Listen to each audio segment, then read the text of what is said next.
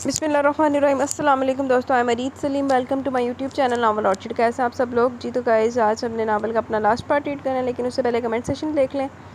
तो पहला कमेंट है जी इस्मादील नाइस हयात, अभी कल मेरा आखिरी पेपर है, फिर मैं नावल सुनूंगी। चलिए ठीक हो गया। फिर ये आपका कल का कमेंट है, तो आज तो फिर आपके पेपर एंड हो गए होंगे, तो फिर आहिस्ता आहिस्ता करके पीछे जड़े जड़े रह के सुन लो सारे। ये वाला बड़े मज़े का है। मलिक सबा का कमेंट है, अच्छा जी आपको फर्स्ट पार्ट बड़ा अच्छा लगा, स्टार्टिंग में आओ हीरो ने एक्सीडेंट करा लिया। वाकई यार इसके जो बिगड़ने में सारा हाथ ही इसके पेरेंट्स का था। पहले ध्यान दे लेंदे, तवज्जो दे लेंदे ते ना हालता तो ना पहुँचता। बाकी फरीदौन साहब ने एन भी बाकी कुड़ियाँ वगैरह समझे सी, लेकिन जो करारा चंड पई ना, आए हाय हाय स्वाद आ गया। एन ने जवाब वाकई बहुत अच्छा दिया उसको। उसको बोला मैनू सिस्टर कह, लेकिन सिस्टर कहते फरीदौन साहब के जबान च छाले ना पड़ जाते। वो क्या रिश्ता है इससे जो तुम्हें अपना नाम बता दे रियल वाला? वो बस उसके बच्चों का मामू बनना चाहता है। उसकी सादगी देखो क्या चाहता है। तो बस रिश्ता है नहीं तो बन जाएगा फ्यूचर दे विच। नाम पूछोगे यार फिर ही आगे रिश्ता बनेगा ना कुछ ना कुछ। आहो अभी तो पार्टी शुरू हुई है, अभी तो इसने पापड़ बेलने शुरू किए हैं, आगे जाके इन्हें बहुत कुछ करना। आज वाली किस्त ये वाला सीन वाकई बड़ा मज़े का था जब इसको चपेट पड़ी है। और हाँ जी, एनुल हक के फादर की डेथ हो गई, वो बाकी बहुत ट्रेजिक सीन था। अच्छा जो आपने नावल सेंड किया था वो टीचर स्टूडेंट बेस्ड था यार, कसम मेरे ना ज़हन में नहीं रहा कि वो नावल भी रीड करना है, मेरी याद ही नहीं था। अब मैंने डाउनलोड करके रखा है, तो फिर उसको देखते हैं कब करना है। आमीन सुम आमीन। ये मैंने आपका ना कमेंट अभी एक ज़्यादा इसको डिटेल में डिस्कस किया था, लेकिन बस मुझे कॉल आ गई तो मुझे वो की वीडियो कैंसिल करनी पड़ी। अच्छा एंड्रो गेमिंग बहुत अच्छा लगा novel, thank you. Sumera Arshad very nice. आप भी सुमेरा अरशद अब कम कम नज़र आती हैं, पहले तो आप काफ़ी नज़र आती थी जी। तो आ गया वो शाहकार जिसका था मुझे बेसब्री से इंतज़ार, अरीज शाह नावल। अरीज ने आज कमेंट किया है, अच्छा जी चंगी गल है, अल्हम्दुलिल्लाह हम सब ठीक है, चंगी गल है। ये स्टोरी तो शुरू में अच्छी लग रही है, पहले ही सीन निकाह हो गया। अच्छा इनने ना कमेंट किया वो पुराने वाले नावल पे जो है ना सायज़ मुस्तफ़ा वाला था, उसके ऊपर पहले ही सीन में निकाह हो गया। वाह भाई वाह हो गया। ओए होए यार ये बंदा ठीक तो है ना? केड़ा बंदा भाई? क्या मतलब ये निकाह सबके सामने लेकर नहीं आएगा? इसकी चाची कितनी खोती औरत है, वो खोती सी, वो तो कमीनी सी, वो तो बहुत बड़ी चावल डैंड सी हो। चाची और टैनियाँ तो होती हैं ऐसी। चाची तो ताइयाँ। I know what are you trying to saying. मैंने समझ आ गई है। दफ़ा करो, इसको तो इग्नोर कर देना चाहिए। ओ तेरी, ये तो इसके अपने घर लेकर आ गया। आहो जनाब वो ले आया, उन्हें रुखसती भी नाल ही तोड़ लिया, कोड़े ले आया। निको मतलब भी निकाह छुपा कर ही रखेगा, किसी को निकाह के बारे में कुछ भी नहीं बताने वाला। ये कम से कम बता देना चाहिए था कि उसकी नेगेटिव इमेज क्रिएट होगी सबके सामने। ये तो है यार, बताना तो इसको चाहिए था, लेकिन इन्हें चवल वड्डी इन्हें दसिया निकार शहल साहब ने। लो जी हीरो साहब तो फुल ठरकी है यार। हीरो हुए ठरकी ना हुए तो ऐसा कहाँ पे होता है? क्या बात है, देवर का किरदार मुझे बहुत पसंद है। वैसे ज़्यादातर नावल्स में देवर का किरदार बहुत अच्छा होता है। आहो नावल्स में तो अच्छा होता है। तो देवर ने ना बड़ा बना फुल ऑन सीन भी ऑन रखा नाल। इसको पता भी चल गया कि इन दोनों के निकाह हो चुके हैं। मुझे क्यों लग रहा है कि ये देवर साहब तहरीम मैडम के चक्कर में पड़ने वाले हैं। आहो फ्लैट हो गया वो तहरीम के ऊपर। उन्हें अपना नैन मटक्का नाल ही कर लिया, भाभी की सैटिंग कराते कराते अपनी भी सैटिंग करा ली। चाची तो अपनी औलाद पर इतनी नज़र नहीं रखती जितनी अपनी जटानी की औलाद पर थी, कसम है।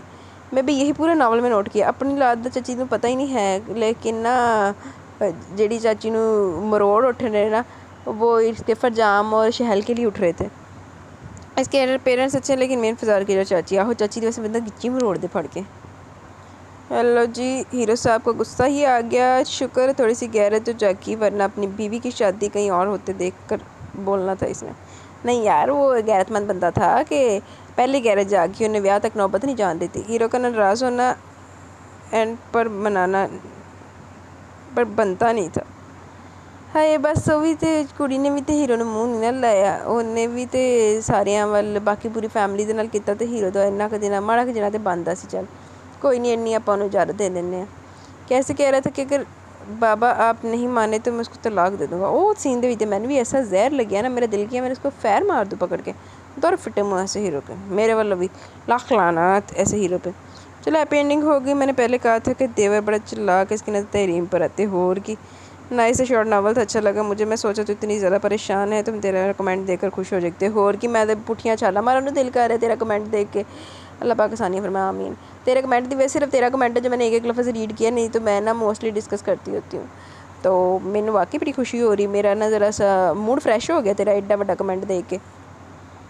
نیکسٹ کمنٹ ہے جمان زینب، شٹ ڈونٹ ٹیل می کہ شیر کے بابا کا قاتل مومی کے پاپا ہیں۔ اچھا آپ وہ نبیلہ براجہ والے ناول پہ ہو؟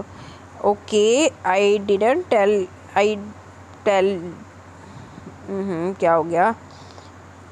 چل رہی ہے ریکارڈنگ؟ آہو اچھا جی، آئی ڈونٹ ٹیل یو، نہیں ہے اس کا وہ قاتل نہیں ہے جو یہ بڑی بہن کا کی نام سی، اس کی بہن کا نام بھول گئی ہوں، جس کا پہلے شیر کے ساتھ رشتہ ہونا ہوتا ہے، وہ دے ابا جی قاتل سی، مومی دے ابا جی نہیں سی، نام بھول گیا مجھے۔ راجہ رافع وعلیکم السلام، لولی سٹوری، اچھا ابانا ارلن وعلیکم السلام، پھر کیسی ہیں آپ؟ ریکویسٹ ہے کہ پلیز آپ اپنی فرینڈ اور ہم نام کے نئے ناولس لے کر آئیں پلیز۔ اوکے جی یار ضرور لے کے آؤں گی، لیکن آپ مجھے بہت کم نظر آتی ہیں، پہلے آپ بھی کافی نظر آتی تھی، اور عید کے ناول پڑھنا میرے لیے کوئی اوکھا کام نہیں ہے، عید کے انشاءاللہ سارے ناول ریڈ کریں گے ہم آہستہ آہستہ۔ نیکسٹ کمنٹ ہے سائرہ ریاض کا، بہت اچھا ناول ہے، اسپیشلی آپ بھی جب اس پہ کمنٹ دیتی ہیں، آپ کا اسٹائل اچھا ہے بہت، thank you very much Saira, it really means a lot. تو چلو جی جلدی ناول والے چلیے، اپا گھنٹے چمکانی ہے اپنا ناول۔ این کو سنبھلنے میں کافی دن لگے تھے، اور اتنے دن نومی اور زری نے بمشکل چپ کا روزہ رہ کر خود کو کچھ کہنے سے باز رکھا۔ وہ جانتے تھے این اپنی فادر کی ڈیتھ سے کافی اپسٹ اور رنجیدہ ہے، اس لیے وہ صبر سے کام لیتے رہے، لیکن ہفتہ ہفتہ انہوں نے این کو کچن کے کاموں میں انوالو ہوتے دیکھا تو وہ پھر اپنے مزاج میں لوٹ آئے۔ این آپ بھی پاپا کہتے ہیں جو لوگ زیادہ چپ رہتے ہیں وہ ذہین ہوتے، تو کیا آپ بھی ذہین ہیں؟ زری کی بات پر این نے گردن موڑ کر اسے دیکھا، پھر بے اختیار اس کی معصومیت پر مسکرا دی۔ میرے بابا کہتے تھے جو لوگ زیادہ سوال کرتے ہیں وہ ذہین ہوتے ہیں، کہ تم بھی ذہین ہو؟ این الحق نے دلچسپی سے کہا، لیکن بے ساختہ یہ احساس ہوا کہ اس نے اپنے بابا کا ذکر کیا، اور اپنے بابا کا خیال آتے ہی اس کے ہاتھ رک گئے، اس کے چہرے سے مسکان اور ہونٹوں سے لفظ غائب ہو کر اسی خیال میں گم ہو کر اپنا ہاتھ جلا بیٹھی، جلن سے آنکھوں میں آنسو مڑ آئے۔ نہیں بیٹا آنسو نہیں بہاتے، آنسوؤں کا پانی بہت کمزور ہوتا ہے، بہانے والا بھی کمزور کرتا ہے اور دیکھنے والے کو بے بس کرتا ہے۔ اس کی سماعتوں میں اترتی عظیم نیازی کی آواز سے آنسو بہانے سے روک گئی۔ این کیا ہوا؟ رخسانہ آنٹی کچن میں آئی تو این الحق کو چپ سر جگائے کھڑا دیکھ کر ٹھٹک گئی۔ مما آپی کا ہاتھ جلا، زری نے کچن میں داخل ہوتے اطلاع دی، وہ برنول ٹیوب لینے بھاگ گئی تھی۔ واپسی پر ماں کو بھی کچن میں دیکھ کر کچھ اطمینان ہو گیا۔ کیسے جلا لیا؟ تم سے کس نے کہا تھا کہ کچن میں آپ پاگل لڑکی؟ وہ اس کا ہاتھ تھامے اسے ڈانٹ رہی تھی اور زری سے برنول لے کر اس کے ہاتھ پر لگانے لگی۔ این الحق نے جواباً کچھ بھی نہ کہا، لیکن اگلے صبح ناشتے کے وقت وہ کچھ کہنا چاہتی تھی، اور اس کو کہنے پر آمادہ دیکھ کر جمال انکل نے ہی اسے مزید کہنے کے لیے اکسایا۔ اچھا آج میں بتاؤں نہیں کیا چینل سبسکرائب کر لو، جن نے نہیں کیتا تو وہ کر لو، اچھا باقی ہم ناول پڑھ رہے ہیں۔ کہو بیٹا کیا بات ہے؟ وہ انکل میں اپنی جاب دوبارہ جوائن کرنا چاہتی ہوں، اور نہیں اس کی کوئی ضرورت نہیں، تم آرام سے گھر میں رہو۔ لیکن انکل 2 ماہ ہو چکے، میں فارغ بیٹھے بیٹھے اکتا گئی ہوں، میں کام کرنا چاہتی ہوں۔ وہ ان کی بات ختم ہونے سے پہلے ہی بول پڑی تھی۔ تو پھر کالج یا پھر یونیورسٹی جوائن کرو، اپنی تعلیم کا سلسلہ دوبارہ سے جوڑو، جمال انکل چائے کا کپ اٹھاتے ہوئے قطعی لہجے میں کہہ رہے تھے۔ میں نہیں پڑھ سکتی، میرا دل اچاٹ ہو چکا ہے، میں کام کرنا چاہتی ہوں، پلیز انکل آپ میری فیلنگس کو سمجھنے کی کوشش کریں۔ جاب کرنے سے لڑکیوں میں اعتماد آتا ہے، لڑکیوں کو زمانے کے ساتھ چلنے اور معاشرے کی اونچ نیچ سمجھنے کا ڈھنگ آتا ہے۔ اپنا آپ بیکار اور بےمانی نہیں رکھتا، اور میں بھی بیکار بےمانی نہیں ہونا چاہتی، میں کام کرنا چاہتی ہوں، میرے خیال میں ہر لڑکی کو جاب کرنی چاہیے، اس سے خود اعتمادی پیدا ہوتی ہے۔ وہ جمال انکل کے سامنے دلیلیں پیش کر رہی تھی، وہ چند لمحے پرسوچ انداز میں دیکھتے رہے، پھر رخسانہ آنٹی سے تائید طلب کرتے ہوئے اسے اجازت دی۔ این لوگ کو بہت اچھا لگا، اس نے ریلیکس ہوتے ہوئے اپنی جاب جوائن کر لی تھی۔ صحیح گل ہے، گھر بہ کے گندیاں سوچاں ہی جین چانیاں سی۔ یہ کیسی دیوانگی ہے فریدون، کیوں کسی اور کے دشمن ہوتے ہوتے اپنے دشمن ہو گئے؟ اسے اس قدر ڈرنک اور اسموکنگ کرتے دیکھ سائم نے اس کے سامنے ٹیبل پر دھری بوتل پیچھے کھسکا دی اور ساتھ ہی اس کو ڈانٹ بھی دیا۔ فریدون ابھی تک این الحق کے لگائے کے چرکے سے بلبلا رہا تھا، انتقام کی آگ میں جل جل کر اور بھی تڑپ رہا تھا۔ سائم یہ واپس کرو مجھے، اس نے بوتل کی طرف اشارہ کیا۔ آج این الحق نیازی اپنی روٹین لائف کی طرف لوٹ آئی اور اس نے آج اپنی ڈیوٹی جوائن کی ہے۔ سائم نے بوتل واپس کرنے کے بجائے اسے اطلاع فراہم کی۔ فریدون یکدم اپنی جگہ سے کھڑا ہو گیا۔ پھر اس نے سائم سے سوال کیا، لیکن اب وہ کافی سیکیور ہے۔ سائم ساری تفصیل جمع کر کے آیا تھا اور فریدون کے سامنے اگل رہا تھا۔ مطلب؟ اس نے پھر پوچھا۔ مطلب وہ ڈاکٹر جمال شاہ اور ڈاکٹر رخسانہ جمال کے ساتھ گاڑی میں آتی جاتی ہے، سارا وقت ہسپتال کے اندر ہوتی ہے اور بعد میں سارا وقت گھر میں رہتی ہے، اور اب یقیناً وہ کہیں بھی اکیلی نہیں جائے گی۔ ڈاکٹر جمال شاہ اس کے ساتھ ڈرائیور اور گاڑی بھیجا کریں گے۔ سائم کی اطلاعات اس کو کافی گہری سوچ میں مبتلا کری تھی۔ میں نے ایک فیصلہ کیا سائم۔ اس کی آواز اور انداز پر سائم چونک اٹھا اور پھر اس کا فیصلہ سن کر چکرا گیا۔ یہ کیا کہہ رہے ہو تم؟ اسے یقین نہیں ہے۔ ہاں سائم، میں اپنی آگ بجھانے کے لیے کچھ بھی کر سکتا ہوں، اس سے بہتر فیصلہ اور کوئی ہو ہی نہیں سکتا۔ اپنی پینٹ کی جیبوں میں ہاتھ پھنسائے وہ اپنے جوتے کی ٹو سے قالین کو ضرب لگانے کی کوشش کر رہا تھا۔ لیکن فریدون، یہ کیسے ممکن ہوگا؟ یہ ممکن ہوگا اور ضرور ہوگا۔ ایک بار عین الحق نیازی پر زندگی کا دائرہ تنگ نہ کر دوں تو میرا بھی نام نہیں۔ میں اسے اذیت کے دریا سے ہمکنار کروں گا۔ وہ پچھتائے گی اس دن پر جب اس نے فریدون ہاشمی کو انکار کیا، اور روئے گی اس دن، اس کھڑی اس لمحے کو جب اس نے فریدون ہاشمی پر ہاتھ اٹھایا تھا۔ انتہائی نفرت آمیز سلگتے لہجے میں الفاظ چبا چبا کر ادا کر رہا تھا۔ بول بیٹے منہ دے رہے تھے۔ تو کیا یہ سب ٹھیک ہوگا؟ سائم اس فیصلے سے الجھ رہا تھا۔ ہاں سب ٹھیک ہوگا، اور میرا خیال ہے کافی سے بھی زیادہ ٹھیک ہوگا، کیونکہ عین الحق نیازی کے لیے جیسی اذیت، جیسی سزا میں چاہتا ہوں ایک رات کے چند لمحوں میں پوری نہیں ہوگی۔ اس کے لیے ایک لمبا عرصہ درکار ہے۔ وہ اپنی تمام باتیں، تمام پلاننگ اس کے گوش گزار کر رہا تھا۔ میں لگتا لانتی نے نا بیاہ کرندہ سوچ لے۔ سائم سنتا رہا۔ بعد میں وکی اور حارث کا بھی سائم جیسا ہی حال ہوا۔ وہ اس فیصلے پر حیران تھے۔ فریدون، تم جانتے ہو جمال شاہ تمہارے پاپا میں کافی دوستی ہے، اور عین الحق بھی جمال شاہ کے دوست کی بیٹی ہے، جس کو اب وہ اپنی بیٹی اپنی ذمہ داری سمجھتے ہیں۔ اس کے ساتھ کوئی انتہائی قدم اٹھانے سے خود کو تمہیں نقصان ہو سکتا ہے۔ تمہارے پاپا تو پہلے کافی گرم مزاج ہے، اور پھر عین الحق کو ٹارچر۔ پلیز حارث، تم اپنے یہ سائیڈ ایفیکٹ اپنے پاس رکھو۔ جو کچھ ہوگا میں دیکھ لوں گا، تم لوگوں کو فکر کرنے کی ضرورت نہیں۔ وہ ہاتھ اٹھا کر ان کو روک چکا تھا۔ اس وقت وہ وکی کے فلیٹ میں تھے۔ اکثر انہیں کوئی رنگینی انجوائے کرنا ہوتی تو اسی فلیٹ کا انتخاب کرتے تھے، اور زیادہ فریدون ہی اس کام کو انجام دیتا تھا۔ ٹھیک ہے، تم جو بھی کرو ہم تمہارے ساتھ ہیں۔ حارث نے ہتھیار ڈال دیا اور فریدون پلاننگ کے تحت کام کرتا چلا گیا۔ مقبول ہاشمی کو کافی عرصے پہلے جمال شاہ نے حقیقت کا آئینہ دکھا کر لاجواب کر دیا تھا، لیکن فریدون کس کے ہاتھوں آئینہ دے کر سدھرنے لگا ہے، یہ جاننے کا ان کو شوق اور تجسس ضرور ہوا، لیکن پھر اپنے تجسس کو مار دیا کیونکہ ان کے بیٹے کو سنورنے سے غرض تھی، اور وہ سنور چکا تھا۔ اس کے بعد ان کو کوئی غرض نہ تھی۔ فریدون اس حلیے میں رہنے لگا جس میں مقبول ہاشمی دیکھنا چاہتے تھے۔ ماں صدقے، پیو نے تو دینا سے حلیہ ہی بدل لیا۔ وہ یونیورسٹی سے اپنا ایم بی اے مکمل کر چکا تھا اور باپ کے حسب خواہش ان کے بزنس میں دلچسپی لے رہا تھا۔ اس کا سونا، کھانا پینا سب کچھ اکثر بدل گیا تھا۔ اس نے اپنے گھٹیا دوستوں کی کمپنی چھوڑ دی تھی۔ آفس کے بعد وہ گھر پر نہیں نظر آتا تھا، اور ایسے ہی دنوں میں ایک دو ملاقاتیں اتفاقاً ڈاکٹر جمال شاہ سے بھی ہو گئی تھیں، اور فریدون میں ہونے والی تبدیلیاں دیکھ کر بے پناہ خوش ہوئے تھے۔ صرف اپنا ٹریپ سٹ رہے ہیں۔ امیزنگ، کافی اچھے لگ رہے ہو۔ اس کا کندھا تھپک کر ستائشی نظروں سے دیکھ کر بولے۔ فریدون نے سر جھکا لیا، یعنی وہ اپنے مقصد میں کامیاب ہو چکا تھا۔ اسے اپنی کامیابی پہ کچھ اطمینان ہوا تھا۔ رفتہ رفتہ وہ سب کچھ اپنے مطلب کے مقام پر لے آیا تھا۔ دیکھیے کڈا شاطر آدمی ہے۔ لیکن آپ ہی یہ سب، وہ کچھ کہتے ہوئے رک گئے۔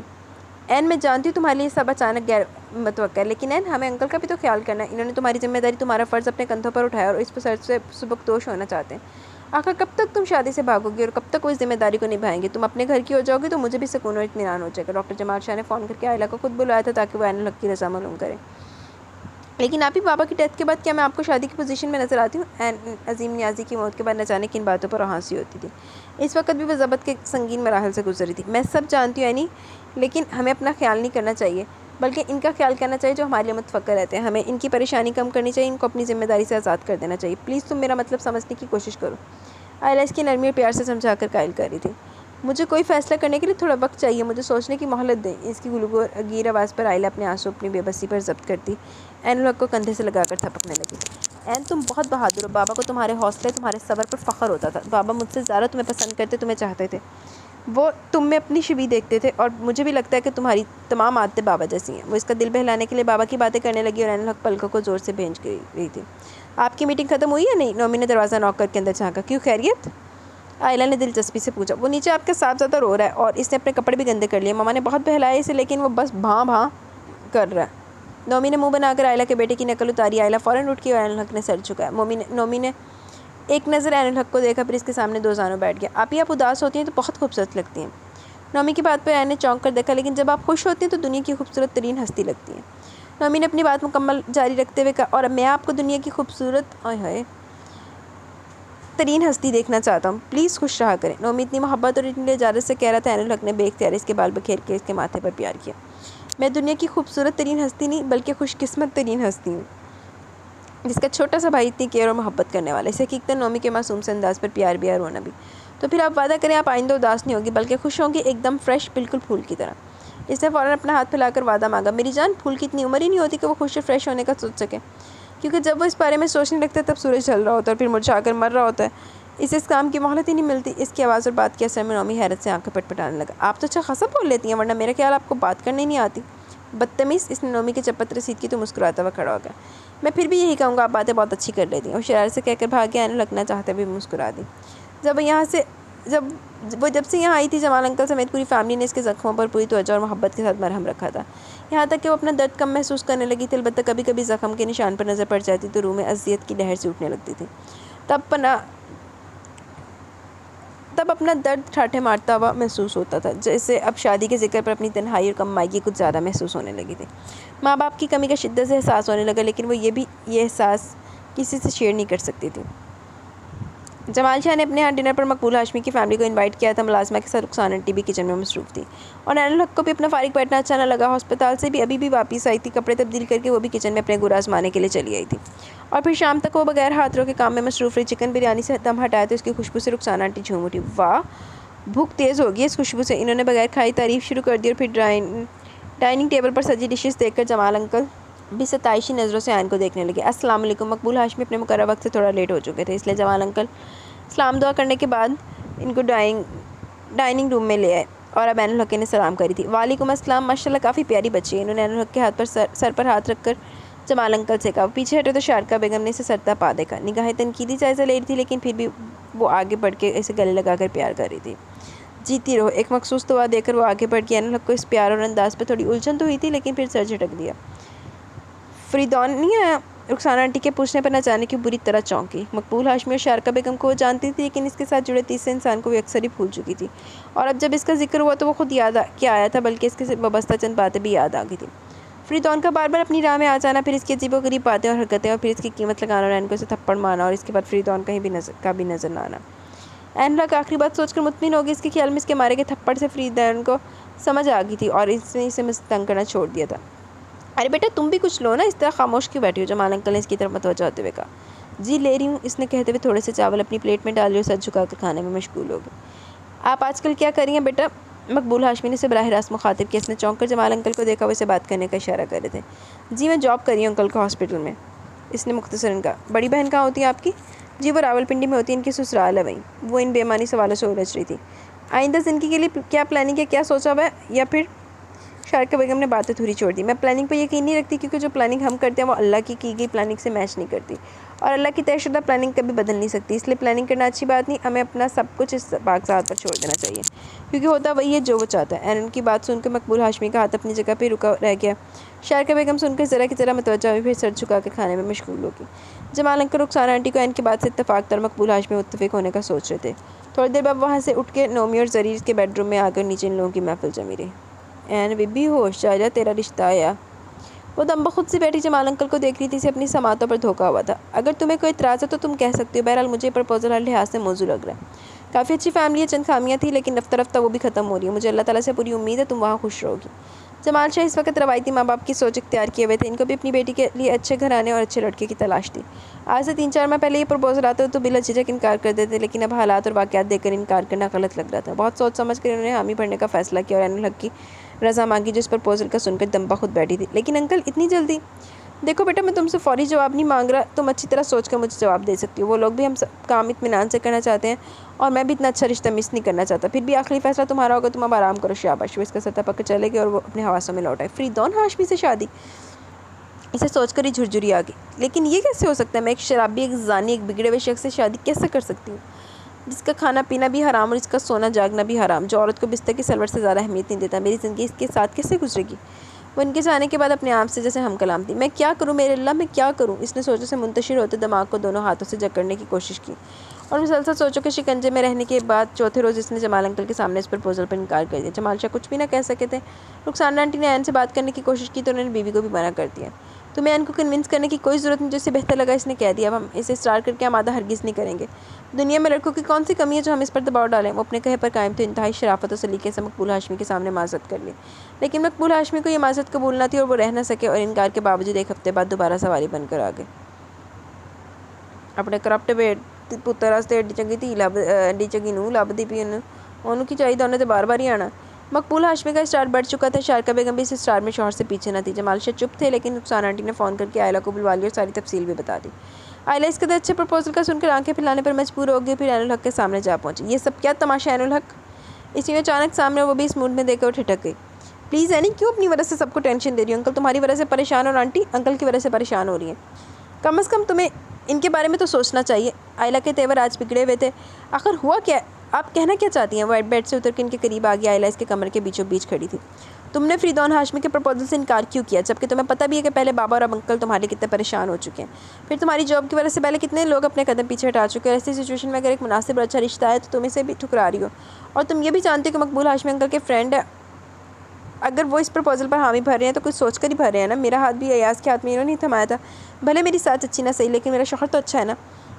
اگر فریدون ہاشمی میں تم نے کوئی برائی دیکھی تو برائی کس میں نہیں ہوتی. چھوٹی چھوٹی باتوں کو لے کر بڑے بڑے مسائل نہیں پیدا کرنے چاہیے اور نہ ہی اپنے قریبی عزیزوں کو فکر میں مبتلا کرنا چاہیے. آئلہ شاید تپی ہوئی تھی. اینو لگ اس کی باتیں سنتی رہی, اپنے آنسو اپنے دل پر گراتی رہی. آئلہ کے بہت زیادہ بول چکنے کے بعد اس نے تمام ہتھیار ڈال دیے اور اپنا آپ داؤ پر لگا دیا. لاکھ دی لعنت ادھر دی بہن تے جڑی یہ نہیں پوچھ رہی کہ تینوں مسئلہ کی اپنی چولا ماری جا رہی, اپنی چولا ماری جا رہی. میں فریدون ہاشمی سے شادی کے لیے تیار ہوں, وہ کہہ کر وہاں سے جا چکی تھی. ہائے ہو گیا بیاہ. پھولوں سے سجی سیج پر عین الحق دلہن بنی بیٹھی تھی. ایک ماہ سے شادی کی تیاریاں ہو رہی تھی اور ان تیاریوں نے اسے ذہنی طور پر تھکا ڈالا تھا. اور آج شادی کے دن تو وہ کچھ زیادہ ہی تھک چکی تھی. عجیب عجیب رسمیں, عجیب عجیب آوازیں اور طرح طرح کے لوگ جمع تھے جن کو وہ جانتی تک نہ تھی. لیکن پھر بھی ان لوگوں کے ساتھ تصاویر اور مووی بنوانے کا کام انجام دینا پڑا اور اس کے پہلو میں بیٹھا فریدون ہاشمی ہر شوخی شرارت سے عاری تھا. بالکل خاموش سنجیدہ وہ تمام رسموں میں موجود تھا اور عین الحق کے 2 گھنٹے کے انتظار کے بعد بھی وہ نہیں آیا. ابھی تک وہ یوں ہی بیڈ پر کسی مورتی کی طرح سجی بیٹھی تھی. اپنے کمر میں درد محسوس کر رہی تھی. اس نے ان 2 گھنٹوں میں اس کمرے کا تفصیلی جائزہ لیا, ایک ایک چیز کو بغور دیکھا اور ان چیزوں کو وہ ازبر بھی کر چکی تھی لیکن وہ آنے کا نام نہیں لے رہا تھا. تھکن سے چور چور وجود کو بستر کی نرمی طلب ہونے لگی اور اس طلب نے نیند کا آنچل اس کی پلکوں پر لہرانا شروع کر دیا. وہ نیند میں گم ہو رہی تھی جب دروازہ کھلنے کی آہٹ پر چونک کر بیدار ہوئی. یوں محسوس ہوا جیسے دروازہ پاؤں کی ٹھوکر سے کھولا گیا. بغیر وجہ کے عین الحق کا دل دھڑک کر اسے کنفیوز کرنے لگا. ہتھیلیوں کا اضطراب وہ مٹھیاں بھینچ کر روکنے لگی. اسے فریدون سے کوئی ڈر خوف نہیں تھا, نہ وہ کوئی بہت شرم و حیا کے غلبے میں تھی, لیکن پھر بھی دل کوئی الگ سا راگ گلا رہا تھا. اس کی دھن ہی نہ ڈالی تھی مگر اسے اس دھن سے دوبارہ چونکنا پڑا. دروازہ جس ٹھوکر سے کھولا گیا تھا اسی سے بند کیا گیا.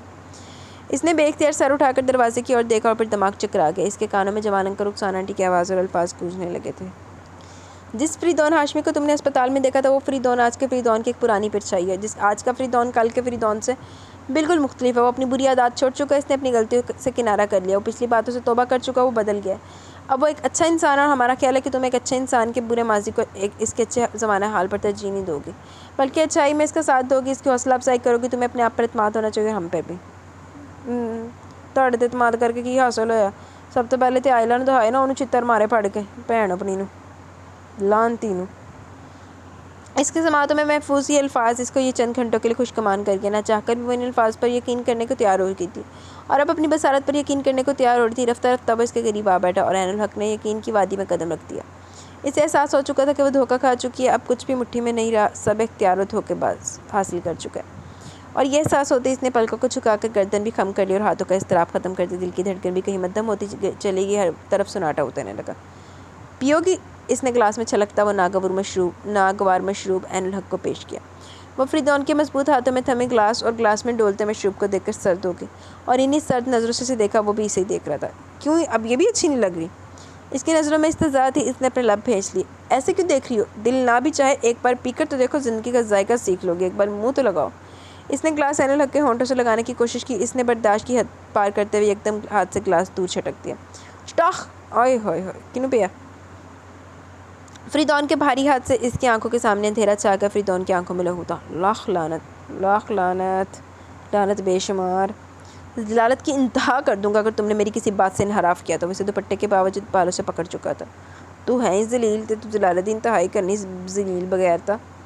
ذلالت کے سوا میں تم سے اور کوئی امید ہی کب رکھتی ہوں. وہ بھی اپنی زبان کو نہ روک پائی. اس نے ایک اور تھپڑ اس کے منہ پر دے مارا. میرے سامنے اف بھی کرو گی تو زبان کھینچ لوں گا تمہیں. اب وہی کرنا جو میں چاہتا ہوں, جو میری مرضی ہوگی, سمجھی تم؟ غصے سے گراتے فریدون کے لب و لہجے اور نگاہوں میں آگ دہک رہی تھی. اس نے جھٹکے سے اس کے بالوں کو چھوڑا تو بغیر متوازن ہوتی بیٹھ کر ان سے ٹکرا گئی. درد کی شدید لہر اس کے دماغ میں پھیل گئی. وہ اٹھ کر دوسرا گلاس تیار کرنے لگا, دوبارہ بیڈ پر آ گیا. جانتی ہو آج تم میرے بستر پر موجود ہو؟ کافی دیر خاموشی میں لمحے سے ہی رکھ گئے تو فریدون کی طنزی آواز نے اس کی خاموشی کو توڑ ڈالا. جانتی ہوں, لیکن تم شاید یہ بھول رہے ہو کہ تمہارے بستر پر عین الحق نہیں, عین الحق ہاشمی موجود ہے. تم مجھے سڑک کنارے سے قیمت دے کر خرید کر نہیں بلکہ سینکڑوں لوگوں کی موجودگی میں کلمے پڑھ کر اپنی عزت بنا کر لائے ہو. تم نے اپنے اور میرے درمیان کے فاصلے کو مٹانے کے لیے حلال اور جائز رشتے کی راہ اپنائی ہے. ہمارے درمیان حرام نہیں ہے اور اب مجھے تمہارے بستر پر موجود ہونے سے کوئی شرمندگی نہیں. تم میرے شوہر اور میں تمہاری بیوی ہوں. اور shut up, just shirt up. وہ ہاتھ میں پکڑے گلاس کو عین الحق کے اوپر اچھال کر ایک دم چیخ اٹھا۔ حقیقت کائنہ بہت کڑوا اور شفاف تھا، وہ غصے سے پاگل ہونے کو تھا۔ عین الحق کی اس ناگوار مشروب سے بھیگ کر بری طرح چنچنا اٹھی تھی، اس کے اعصاب تن گئے تھے۔ تم وہی عین الحق ہو جس کو میں اپنے بستر پر سجانا چاہتا تھا۔ میں وہ عین الحق نہیں ہوں، وہ عین الحق کنواری تھی، باپ کے نام سے جانی جانے والی۔ یہ عین الحق شادی شدہ اپنے شوہر کے نام سے جانی جانے والی مسز فریدون ہاشمی۔ وہ ایک دم بپھر گیا اور اس نے تھپڑوں سے عین الحق کو نڈھال کر ڈالا تھا۔ وہ اس وقت کسی وحشی، کسی جنگلی، کسی وحشی سے کم نہیں لگ رہا تھا۔ اس نے عین الحق کے چند گنے چنے خوابوں کو مٹی کا ڈھیر بنا دیا تھا، اس کی خواہشوں، اس کے ارمانوں کو رون ڈالا تھا۔ وہ اپنی نئی زندگی کی ایسی شروعات پر صبر و ضبط کا گھونٹ پی کر رہ گئی۔ ایدا دی لعنت اونوں بھیجنا اپنی بھین نوں، وڈی نوں، لاکھ دی لعنت اودی زندگی تے، انہیں زندگی خراب کر دی بھین دی۔ شب بھر اس کی وحشت زندگی کا نشانہ بننے کے باوجود بھی اس کے ہونٹوں پر کوئی حرف شکایت نہ تھا، لیکن جیسے وہ فجر کی نماز ادا کرنے کے بعد اللہ سے دعا گوئی تو بے اختیار دو نمکین موتی پلکوں سے ٹوٹ کر ہاتھوں کی لکیروں میں گم ہو گئے، اور ان دو موتیوں کا شکوہ رب تعالیٰ نے جیسے اس گھڑی بہت غور اور بہت قریب سے سنا تھا۔ جب اس کے دل پر اتنا بوجھ ہونے کے باوجود ایک اطمینان سا اترا، وہ خود کو پرسکون محسوس کرنے لگی، اپنی روح اور جسم کا مجروح ہونا بھولنے لگا تھا۔ وہ سب اس پاک ذات پر چھوڑ کے جائے نماز سمیٹ کر اٹھ کی۔ اس نے شاور لینے کے بعد جائے نماز کو ہر جگہ تلاشا، اور اس تلاش میں وہ کمرے سے باہر بھی نکل گئی۔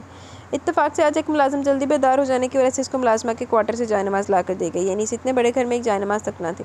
مطلب اس گھر میں کوئی بھی نماز نہیں پڑھتا تھا، بس جننا وڈا گھر ہوئے انہیں اللہ تو دور لوگ ہوندے۔ کھڑکی بند کرو۔ نشے میں بے سود سوئے فریدون نے کروٹ بدلی تو نئے دن کی روشنی آنکھوں میں چبھنے لگی۔ تبھی وہ بیزاری سے بولا، اور کھڑکی میں کھڑی عین الحق نے آہستگی سے گردن موڑ کر پہلے اسے دیکھا، پھر کھڑکی بند کر دی۔ رفتہ رفتہ کچھ چہل پہل کا احساس ہوا، پھر 10 بجے دروازے پر دستک ہوئی تو اس نے اللہ کا شکر ادا کیا۔ وہ اس کمرے میں آزاد ہونا چاہتی تھی، اسے اس کمرے میں بو کا احساس ہو رہا تھا، اور یہ بو اس کا سانس لینا محال کر رہی تھی۔ اس نے صوفے سے اٹھ کر دروازہ کھول دیا، سامنے شارکا بیگم کھڑی تھی۔ السلام علیکم۔ اس نے احترام سے سلام کیا۔ وہ ہکا بکا کھڑی تھی، عین الحق ان کی حالت کا مطلب سمجھتی ریلیکس تھی۔ یہ کیا ہوا؟ ان کے استفسار پر اس نے آہستگی سے سر جھکا لیا۔ کچھ نہیں، کل شاید بیوٹی پارلر میں میک اپ کے دوران کسی چیز سے سائیڈ افیکٹ ہو گیا۔ اس نے ٹال دیا۔ وہ فریدون کی نوازش افشا نہیں کرنا چاہتی تھی، بلکہ اپنے اور اس کے رشتے پہ بھرم کا ایک پردہ رکھنا چاہتی تھی۔ ماں صدقے جائے، ایڈی تو چنگی، انہوں دس سلان تینوں بھن نوں دس اپنی۔ حالانکہ شارکا بیگم ہمہ وقت بیوٹی پارلر کے چکروں میں رہنے والی خاتون تھی، کسی میک اپ کا اتنا سائیڈ افیکٹ ان کو ہضم نہیں ہوا۔ پھر کسی خیال کے تحت سر ہلا دیا۔ تم کپڑے تبدیل کر کے تیار ہو جو، زری اور نومی تمہارا ناشتہ لے کر آ رہے ہیں، ان کا فون آیا تھا۔ وہ کہہ کر پلٹ گئی۔ عین الحق دروازہ بند کر کے پلٹی تو فریدون کو باتھ روم میں گھستے دیکھا، پھر وارڈروب سے ایک ہلکا کاٹن کا سوٹ نکال کر پہن لیا۔ فریدون کوئی بھی بات کیے بنا شاور لے کر تیار ہوا اور کمرے سے نکل گیا، لیکن سینوں کے قریب ہی شارکا بیگم نے گھیر لی۔ یہ سب کیا ہے فریدون؟ عین الحق کا چہرہ دیکھا تم نے؟ اس کے لہجے میں تشویش اور خفگی تھی۔ کیا ہوا اس کے چہرے کو؟ وہ انجان بن گیا۔ پلیز مجھے ٹالنے کی کوشش مت کرو، میں جانتی ہوں کہ تم نے کچھ کیا ہوگا۔ اس کو مزید غصہ آ گیا۔ سوری مام، شاید غصے میں ہاتھ اٹھ گیا تھا۔ وہ لاپرواہی سے کھڑا اپنے بالوں کو انگلی سے سلجھا رہا تھا۔ لاکھ لعنت ہے، لاکھ لعنت، کدی لاپرواہی، کدی غصے دے وچ اپنے آپ نے شوٹ بھی کر لبے کرتا۔ ہاتھ اٹھ گیا تھا؟ تمہیں خیال نہیں ہے کہ ایک رات کی دلہن اور گھر میں کتنے مہمان ہیں، پھر ابھی ولیمے کی رسم بھی باقی، لوگ دیکھیں گے تو کیا سوچیں گے؟ اور تمہیں پتہ ہے کہ اگر تمہارے باپ کو اس بات کا علم ہوگا تو وہ حشر اٹھا دیں گے۔ پلیز مام، آج میں بہت سرشار ہوں، مجھے ڈسٹرب مت کریں۔ وہ بیزاری سے ہاتھ اٹھا کر ان کو روک چکا تھا۔ شارکا بیگم جھنجھلا گئی۔ فریدون نیچے چلا کے زری اور نومی ناشتہ لے کر آئے تو آئلہ بھی ساتھ تھی، لیکن تب تک فریدون ناشتہ کر چکا تھا۔ آئلہ کو جان کر کچھ حیرت ہوئی۔ اینی، کیا کوئی بات ہوئی تم دونوں کے درمیان؟ آئلہ نے اس کا ہاتھ تھام لیا۔ این کا دل ایک لمحے کو پگھلا، پھر پگھلتے پگھلتے پتھر بن گیا۔ وہ اپنے درد کو دل میں دبا گئی۔ آئلہ انی ہو گئی سی، نظر نہیں آندی پئی اینوں کہ بھین دے منہ تے جڑے نقش نگار بنے، لعنتی عورت۔ نہیں، ایسی کوئی بات نہیں، آپ فکر مت کریں، سب ٹھیک ہے۔ وہ سر کو کچھ جھکائے ہوئی تھی تاکہ چہرے پر نقش فریدون کی دیوانگی کو چھپا سکے۔ حالانکہ اس نے تھوڑا میک اپ کر کے اس نقش و نگار کو چھپانے کی حتی المکان کوشش کی تھی، اور لوگ اس کے جھکے چہرے کو شرم پر محمول کرتے رہے۔ شام کو ولیمے کی رسم میں بھی وہ یوں ہی سر جھکائے ہوئے تھے۔ رخسانہ آنٹی اور جمال انکل بہت دعاؤں سے نواز رہے تھے۔ آہو، ایک باری بھی انہیں منہ نہیں نہ چکیا، ایڈے تسی لعنتی تے بے پرواہ لوگ ہو نا، چول جیئے نہ ہوئے تھے۔ اور بے اختیار ان کی دعاؤں نے اسے اپنے بابا کی کمی شدت سے احساس دلایا، اور اس وجہ سے احساس کے ذریعے سے ماحول سی کٹ گئی۔ این تمہیں فریدون لینے آیا بیٹا، تیار ہو جاؤ۔ وہ ولیمے کے بعد 2 دن اپنے میکے جمال انکل کے گھر آئی ہوئی تھی۔ ایتھے بھی منہ تے ماسک لگا کے آئی سی نا، شکل بدلا کے آئی سی، یا منہ نیواں رکھ کے بیٹھی رہی جتنے دن رہی، لعنتی لوگ۔ اور آج واپس جانے کی ہولناک خبر سننا پڑی تھی۔ اسے یوں لگا جیسے کسی نے اس کے لیے موت کا فرشتہ بھیج دیا۔ وہ جہاں بیٹھی تھی وہیں بیٹھی رہ گئی۔ اسے گزشتہ 2 راتیں یاد آئیں جو فریدون کے ساتھ گزاری تھی۔ ان کی یاد آتے اس کے تن پر کپ کپاہٹ اور اذیت کی لہر دوڑ گئی۔ ارے ابھی تک ایسے سر جھاڑ منہ پہاڑ بیٹھی ہو نیچے، فریدون واپسی کے لیے بے چین ہو رہا ہے۔ آئلہ نے اندر آتے حیرت سے کہا، اور پھر کافی سستی اور کاہلی سے تیار ہوتی عین الحق کی مدد کی اور اسے اپنے ساتھ نیچے لے۔ فریدون اسے دیکھتے کھڑا ہو گیا۔ یار مجھے جتنی یہ زہر آئلہ لگ رہی ہے نا، مجھے اور اتنا زہر کوئی بھی نہیں لگتا، لعنتی عورت۔ اوکے انکل، ہم چلتے ہیں۔ اتنی جلدی کچھ دیر بیٹھو تو صحیح. انہوں نے روکنے کی کوشش کی مگر وہ رکنے پر آمادہ نہیں تھا. حالانکہ انہوں نے تھوڑی دیر اور اس ماحول میں ٹھہرنا چاہتی تھی لیکن پھر بھی سب سے مل کر رخصت ہونا پڑا. گیٹ سے گاڑی کافی آہستہ رفتار سے باہر نکلی. البتہ روڈ پر آتی ہواؤں سے باتیں کرنے لگی. آئی مس یو. اس نے بے اختیار اس کا ہاتھ پکڑ کر ہونٹوں سے لگا لیا. عین الحق نے تڑپ کر اس جنگلی کو دیکھا جو بہت مہذب لباس میں ملبوس اپنے قریبی لوگوں کا دھوکہ دے رہا تھا، جس نے اپنی ذات پر صرف انتقام کی خاطر نقاب چڑھا لیا تھا. 2 دن بیڈ روم میں تمہاری کمی بہت محسوس ہوئی. وہ جس انداز میں کہہ رہا تھا، عین نے لب سختی سے بھینس لی اور سر جھکا کر اپنے گود میں دھرے ہاتھوں کو بے وجہ دیکھنے لگی. تیری ہڈی گردن ہی ٹوٹ جانی کسی نے سر جھکا کے. اور آج میں تمہاری واپسی کی خوشی کو سیلیبریٹ کرنا چاہتا ہوں، تمہارے ساتھ انجوائے کرنا چاہتا ہوں. اس نے گاڑی ایک مہنگے ترین ریسٹورینٹ کی پارکنگ میں پارک کرتے ہوئے کہا. وہ ایک دم اپنے خیالوں سے باہر نکلی. لیکن ہمیں تو گھر جانا تھا. وہ ہونک بنی ایک نظر ریسٹورینٹ اور فریدون کو دیکھ کر استفسار کر رہی تھی. گھر بھی جائیں گے میری جان، پہلے میرے ساتھ کچھ انجوائے تو کرو. اس کی سائڈ کا دروازہ کھولتے ہوئے عین کا بازو پکڑ کر وہ اسے گاڑی سے باہر لے آیا. آؤ نا یار، موڈ خراب مت کرو. وہ اسے لے کر اندر آ گیا لیکن اندر انجوائمنٹ کا سامان دے کر وہ چکرا گئی. سائم، حارث اور ان کے ساتھ 3 لڑکیاں بھی تھیں. بے باکی کا دورہ عروج پر تھا. فریدون کو دیکھ کر کافی ہلچل ہوئی. ہیلو فریدون. ایک لڑکی نے اٹھ کر کافی بے تکلفی کی حد کر ڈالی اور عین کے ماتھے پر شرم سے پسینہ پھوٹ پڑا. کیسے ہو؟ تم نے اپنی شادی میں ہمیں انوائٹ بھی نہیں کیا. دوسری والی نے پہلے والی سے زیادہ بے تکلفی جتائی. وہ فریدون کی باہوں میں باہیں ڈالے کھڑی تھی. آج تو انوائٹ کر لیا نا، یہ ہے ہماری مسز. اس نے طنزیہ نظروں سے اس کی طرف اشارہ کیا. اوہ ہائے. انہوں نے ہاتھ آگے بڑھایا اور مجبوراً عین کو سلام کرنا پڑا ورنہ اسے اس ماحول اور لوگوں سے گھن آ رہی تھی. ہیلو بھابھی، وکی، سائم اور حارث نے کورس میں کہا. اوکے آپ لوگ بیٹھے، ہم ابھی آ رہے ہیں. فریدون ایک لڑکی کے ساتھ آگے بڑھا. پلیز مجھے گھر چھوڑ دیں. اس نے بے ساختہ فریدون کو پکار لیا. گھر جانا ہے تو آدھا گھنٹہ انتظار کرو، میں آدھے گھنٹے تک آ جاؤں گا. اوپر روم میں جا رہا ہوں. وہ کہہ کر چلا کہ رحم کو اپنا آپ بھی غلاظت میں لوتھڑا ہوا لگ رہا تھا. اسے اپنے آپ سے وحشت ہونے لگی. لاکھ لعنت اصلان طب بغیرت تے. بھابھی آپ بیٹھے نا، اس طرح کھڑی کیوں ہیں؟ شراب کے نشے میں لڑکھڑاتے وکی نے آگے بڑھ کر کہا تو وہ ایک دم بتر کے پیچھے ہو گئی. شٹ اپ، ڈونٹ ٹچ می. وہ ایک دم چیخی اور پھر وہاں سے پلٹ کر باہر نکل آئی. مگر پارکنگ تک آتے آتے اس کے کافی آنسو بہہ چکے تھے. وہ اندر سے بھاگتی ہوئی یہاں تک آئی تھی. او میرے خدا! اس نے گاڑی کے قریب آ کر اپنا سر تھام کر گاڑی سے ٹکا دیا. اتنی گندگی، اتنے غلاظت، اتنے گرے ہوئے انسان میں کبھی تصور بھی نہیں کر سکتی تھی. اس نے بلک بلک کر روتے ہوئے ایک جھرجھری سی لی. اپنے آپ سے وہ مخاطب نہ جانے کیا کہہ رہی تھی. پھر 10-15 منٹ بعد سنبھلی تو خیال آیا کہ فریدون اس کو سزا دینے کے لیے کبھی نہیں آئے گا. اس لیے اس نے وقت کا احساس کر کے جلد سے جلد گھر جانے کا ارادہ کر لیا اور آگے بڑھ کر ٹیکسی روکنے لگی اور قریبی ایک ٹیکسی کے ٹائر تھم گئے. یہ کیا کری ہو؟ ایک دم جھٹکے سے اس نے عین کو بازو سے پکڑ کر اپنی سمت کھینچ لیا. پلیز تم جاؤ. فریدون نے ٹیکسی ڈرائیور کو جانے کا اشارہ کیا. مجھے اس وقت گھر جانا ہے. میں راتوں کو گھر سے باہر رہنے کی عادی نہیں ہوں اور میں اپنی بات سے انکار و اختلاف سننے کا عادی نہیں ہوں. وہ غصے سے جھنجھوڑ چکا تھا. میں نے تم سے کہا تھا کہ آدھے گھنٹے تک آ جاؤں گا. آدھا گھنٹہ ویٹ کرو پھر بھی تم اپنی منمانی سے باز نہیں آئی. وہ کھینچتا ہوا اس کو گاڑی تک لایا اور پھر اس کے بیٹھتے ہی گاڑی سٹارٹ کر دی. اتنی دیر کر دی تم لوگوں نے، کہاں رہ گئے تھے؟ مقبول ہاشمی اپنے بہو اور بیٹے کے انتظار میں بیٹھے تھے. انہیں آتے دیکھ فوراً تشویش کا اظہار کیا. السلام علیکم. وہ آگے بڑھی اور ان کو سلام کیا. جیتی رہو، اللہ نصیب اچھا کرے. انہوں نے شفقت سے کہتے ہوئے اس کے سر پر ہاتھ رکھا. فریدون کا نمبر پریس کرتا سینیوں کی جانب بڑھ گیا. انہوں نے کچھ دیر ان کے پاس ٹھہری. پھر مقبول ہاشمی نے خود اس سے جانے کو کہہ دیا. تم بھی اب آرام کرو، کل بات ہوگی. وہ خود بھی اس وقت اپنے بیڈ روم میں جانے کا ارادہ رکھتے تھے. وہ بھی اوپر آ گئے. کمرے میں انگلش میوزک بج رہا تھا. لائٹس آن تھی. خود وہ شرٹ کے بٹن کھولے صوفے پر بیٹھا سامنے ٹیبل پر دھری بوتلوں اور گلاس سے شغل فرما رہا تھا. وہ سانپ کنٹرول کرتی ہوئی باتھ روم میں جانے لگی. ادھر آؤ. اس کی آواز نے اس کے قدم روک لیے لیکن وہ مڑی نہیں. ادھر آؤ. اس نے ذرا سختی سے کہا تو عین الحق نے مڑ کر دیکھا. بحری ہو گئی ہو. وہ ایک دم چیخا. گلاس زور سے زمین پر دے مارا. گلاس ایک چھناکے سے ٹوٹ کر بکھر گیا. اس کی کرچیاں دور تک بکھری تھی اور عین کو اپنی جگہ سے ٹس سے مس نہ دیکھ کر وہ دندناتا ہوا خود قریب آ گئے. اس نے غضبناکی سے عین کو دبوچنا چاہا مگر وہ بدک کے پیچھے ہٹ گئی. Don't touch me mister Faridoon Hashmi. وہ اس سے بھی زیادہ غضبناکی سے بولی. اس نے چونک کر دیکھا تو عین کے تیور بہت غضبناک تھے. تم مجھے روک رہی ہو؟ ہاں تمہیں روک رہی ہوں کیونکہ مجھے گھن آ رہی ہے تم سے، تمہارے وجود، تمہارے ہاتھ اور تمہاری آنکھوں سے. نفرت ہو رہی ہے مجھے تمہارے ہونے سے. وہ شدت نفرت سے چیخ اٹھی تھی. Shut up. وہ دھاڑا تھا. You shut up mister Faridoon Hashmi. میں تمہاری گھٹیا حرکتیں برداشت تو کر سکتی ہوں مگر ان گھٹیا حرکتوں میں شریک نہیں ہو سکتی. تم اپنی جیسی گندی اور گری ہوئی عورتوں کے ساتھ سوٹ کرتے ہو. انہی کے ساتھ ایسی حرکتیں کرو تو اچھے لگو گے. وہ سارے ضبط توڑ کر بول پڑی لیکن فریدون کے عتاب سے نہ بچ سکی تھی. زندگی یوں داغ داغ ہوگی اس کے وہم و گمان میں بھی نہیں تھا. بدن دھجی دھجی کیا ہوا کہ روبی کسی شیشے کی مانند ٹوٹ کر بکھرنے لگی. وہ ہاشمی ولا میں ایک زخمی پرندے کی طرح پھڑپھڑاتی رہ گئی. فریدون ہاشمی نے اپنے انتقام کی حقیقتاً انتہا کر ڈالی تھی اور اس قدر انتہا کر دی کہ وہ اپنی زندگی سے دستبردار ہو جانے کا سوچنے لگی. اے اللہ میں جانتی ہوں موت مانگنا گناہوں میں شمار ہوتا ہے لیکن اتنی اذیت میں کوئی تجھ سے موت مانگتی ہوں. میری سانس روک لے. وہ ٹیرس پر کھڑی سرمئی آسمان کی طرف دیکھتے ہوئے ہاتھ پھیلا کر ڈبڈبائی آنکھ اور گلوگیر لہجے میں اپنے رب سے التجا کر رہی تھی. فریدون نے دن رات کے چکر کو اذیت کا چکر بنا رکھا تھا. دن میں وہ کئی لڑکیوں کے ساتھ ہوتا، رات کو بھی اکثر وہ دیر سے گھر آتا، وہ بھی نشے کی حالت میں۔ ایسے میں کبھی جو عین الحق کی طرف سے کسی بات سے انکار سننے کو ملتا تو بفر جاتا۔ غصے میں اندھا ہو کر وہ اس کو اذیت سے ہمکنار کر دیتا اور لبوں کو سیاہ ہڑوار سہ جاتی۔ ہر زخم پر ضبط سے کام لیتی۔ اس نے آج تک اپنا درد کسی سے نہیں کہا تھا۔ کہنے کا سوچتی تو اپنی بہن کے الفاظ یاد آنے لگتے۔ شادی سے پہلے سے اپنی سگی بہن کے الفاظ نے اتنا دل برداشت تھا کہ اب اپنے آپ کو سچ مچ ایک بوجھ سمجھ کر اس نے سب کو اپنے بوجھ سے آزاد کر دیا تھا۔ سب کی پریشانیوں کو اپنے آنچل میں سجا لیا اور اب دوبارہ وہ ان لوگوں کو اپنی سواری زندگی کا حال سنا کر ٹینشن نہیں دینا چاہتی تھی، بلکہ اب تو بدن جتنا بھی زخموں سے چور ہوتا وہ پھر بھی سب سے مسکرا کر پیش آتی۔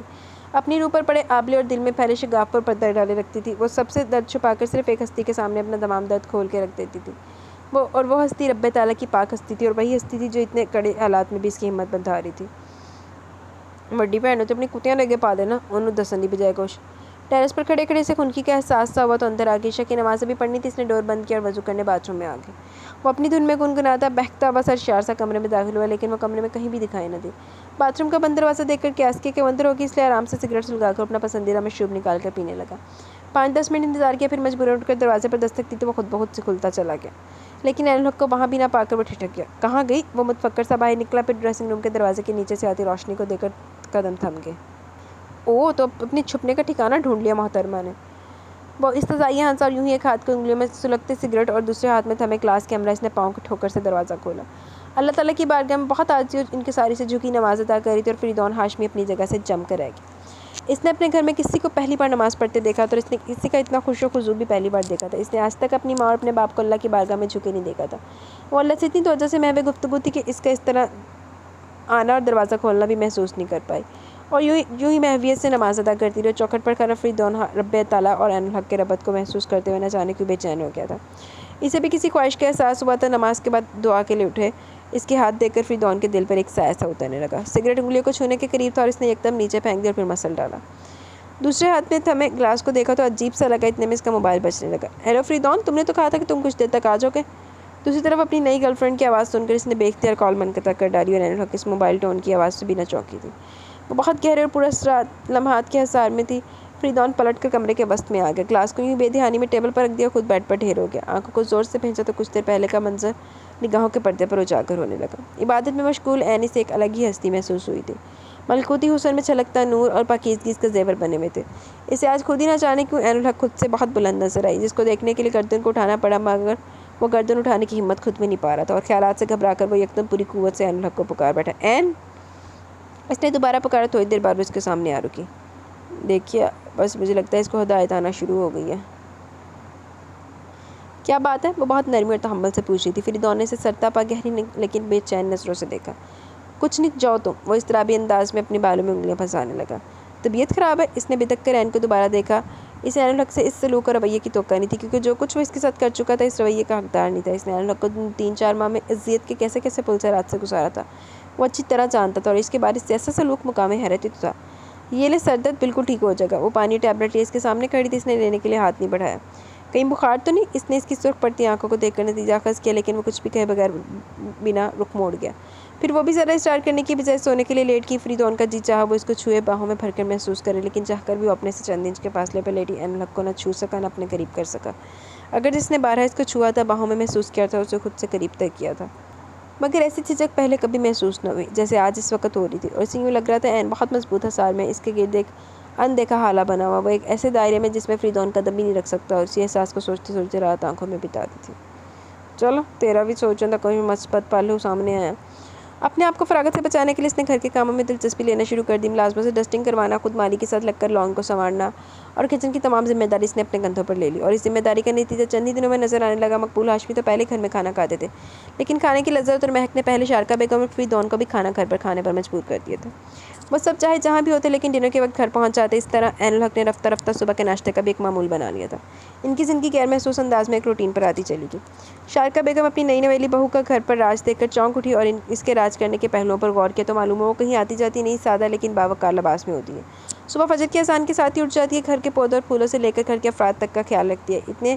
اپنے اتنے بے رحم اور فلرٹی شوہر کے لیے بھی اپنا آپ سنبھال کر رکھتی ہے۔ نہ باپ کی عزت میں خیانت کرتی تھی، نہ شوہر کی، اور اپنے اچھے برے کا فیصلہ اللہ پر چھوڑ کر مطمئن ہو جاتی ہے۔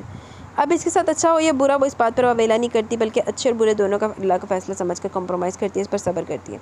شارکا بیگم عین الحق کی حرکتوں کا نوٹس لیتی تھی اور اس کی سب حرکتیں سب کام ان سے مختلف تھے. وہ الگ تھی اور اس گھر میں آ کر بھی ان سے الگ ہی نظر آتی تھی اور وہ اس نے اس گھر کو اپنے سانچے میں ڈھال لیا تھا. آہستہ آہستہ گھر کے در و دیوار ایک گھر کے در و دیوار محسوس ہونے لگے تھے.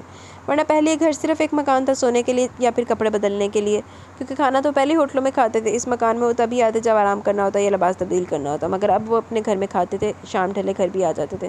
اور بڑی بات یہ تھی کہ اب اپنے گھر میں دلچسپی لینے لگے تھے. شارکا بیگم اپنی بہو میں دلچسپی لے رہی تھی. ماں سے دیکھے جائے بڑی گل, ایک کڑی نے سارے لین سے لاتا. وہ روٹین کے مطابق رات دیر سے گھر آیا اور رات ہی بیڈ پر گر گیا. 5 منٹ یوں ہی گزر گئے, اسے پھر اپنے کندھے کے نیچے کسی گرم چیز کا احساس ہوا تھا. کسل مندی کا مظاہرہ کرتے ہوئے اس چیز کو اپنے کندھے کے نیچے سے نکالنا چاہا, لیکن جب اس کو چھوا تو فوراً بدک گیا. آنکھوں سے نشہ اور نیند ہوا ہو کے عین کا ہاتھ انتہائی گرم ہو رہا تھا. اس نے تشویش سے اس کی پیشانی کو چھوا اور پھر تیز بخار میں پھنکتے ہوئے پایا. اسے اتنا تیز بخار ہو, یہ اس طرح پڑی ہے. اس نے بے اختیار اس پر کمبل ڈال دیا. این وہ اس کا گال تھپکتے ہوئے متفکر سا, کہیں سے بھی لاپرواہ, بے رحم و ہٹ درن فریدون نہیں لگ رہا تھا, بلکہ وہ بہت احساس مند اور چاہنے والا فریدون نظر آ رہا تھا. چند ثانیے اس نے عین کو بخار میں بے سود دیکھا, پھر لپک کر باہر نکل کر اپنی گھبراہٹ میں اس نے مقبول ہاشمی شارکا بیگم کو بھی نیند سے جگا دیا. خیریت؟ وہ اپنے گاؤن کی ڈوری باندھ رہے تھے. نیند میں آنکھوں میں نیند کا غلبہ تھا. شارکا بیگم بھی مشکل کھڑی دکھائی دے رہی تھی. وہ پاپا, عین کو بہت تیز بخار ہے, وہ ہوش میں نہیں ہے. فریدون کے چہرے پر ہوائیاں اڑ رہی تھیں. تم نے ڈاکٹر کو بلایا؟ نہیں, بہت زیادہ گھبرایا ہوا تھا. تو پھر دیکھ کیا رہے ہو, ڈاکٹر کو فون کرو. انہوں نے اجرت میں کہہ کر قدم آگے بڑھا دیا. فریدون فون ملانے لگا. مبارک ہو مسز ہاشمی, آپ دادی بننے والی ہیں. ڈاکٹر کی اطلاع پر وہ لوگ حیرت اور خوشی کی ملی جلی کیفیات میں گھر گئے تھے. وہ اس خبر کی توقع ہی نہیں رکھتے تھے. اچانک اس خوشخبری نے ان کو عجیب احساس سے دوچار کر دیا. مقبول ہاشمی بیوی سے الگ جا کر تنہا گوشے میں جائے نماز بچھا کر اللہ کا شکر ادا کرنے لگے.